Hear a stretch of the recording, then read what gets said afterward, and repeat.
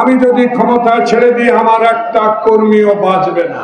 তত্ত্বাবধায়ক সরকার যেন মঈন ফখরুদ্দিনের মতো না হয়। তত্ত্বাবধায়ক সরকার এখনো হারুনকে গ্রেপ্তার করতে পারেনি।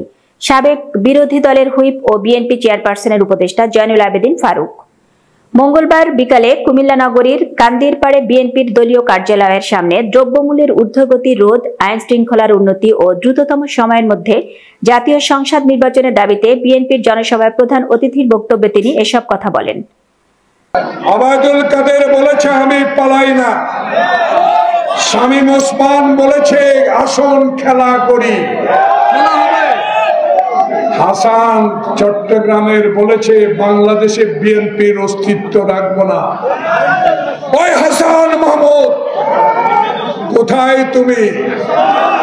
দেখে যাও কুমিল্লা এই বিএনপি অফিসের সামনে লক্ষ লক্ষ লোক সমবেত হয়েছে একটি কারণে, যে কারণটি হলো তত্ত্বাবধায়ক সরকার যেন মঈন ফখরুদ্দিনের মতো না হয় বলে মন্তব্য করেছেন সাবেক বিরোধী দলের হুইপ ও বিএনপি চেয়ারপারসনের উপদেষ্টা জয়নুল আবেদিন ফারুক।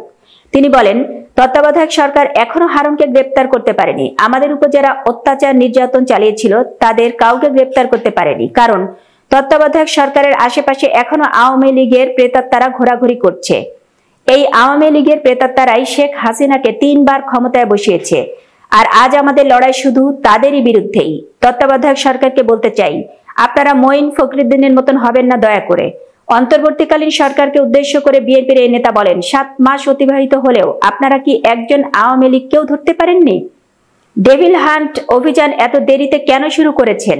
জয়নুল আবেদিন ফারুক বলেন, আওয়ামী লীগ বাংলাদেশে মরেছে আর তাদের কবর দিয়েছে দিল্লিতে। আওয়ামী লীগের বড় বড় নেতারা বলেছিল বিএনপির অস্তিত্ব থাকবে না। তাদেরকে এখন বিএনপির গণজাগরণ দেখে যাওয়ার অনুরোধ করছি আমি। শেখ হাসিনা তো এখন মোদির আঁচলের তলে, আর বাংলাদেশে জাতীয়তাবাদী দল এখন রাজপথে রয়েছে। হাসিনা দিল্লিতে থাকলেও লাভ নাই, তাকে একদিন না একদিন জেল খাটতেই হবে। তিনি আরো বলেন, সামনে রোজা আসছে, কয়েকজন আলুর সিন্ডিকেট ধরেছিল, কেউ ধরেছে চিনির সিন্ডিকেট। যারা সিন্ডিকেট করেছিল গত 16 বছর ধরে তারা এখনো রয়ে গিয়েছে। তাদের বিরুদ্ধে লড়াই করতে হবে। তবে কিছু লেজুর ভিত্তিক দল আমাদের পিছু লেগেছে, তাদেরকে সাবধান থাকতে বলে দিবেন। সমাবেশে প্রধান বক্তা হিসেবে উপস্থিত ছিলেন বিএনপির কেন্দ্রীয় নির্বাহী কমিটি কুমিল্লা বিভাগীয় সাংগঠনিক সম্পাদক অধ্যক্ষ মোহাম্মদ সেলিম ভুঁইয়া।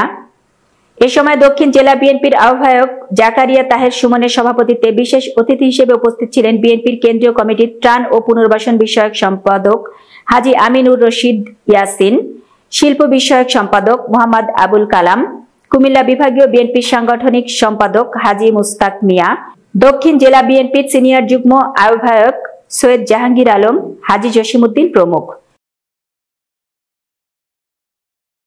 কুমিল্লা ক্রাইম বার্তা মোহাম্মদ মাহমুদুল।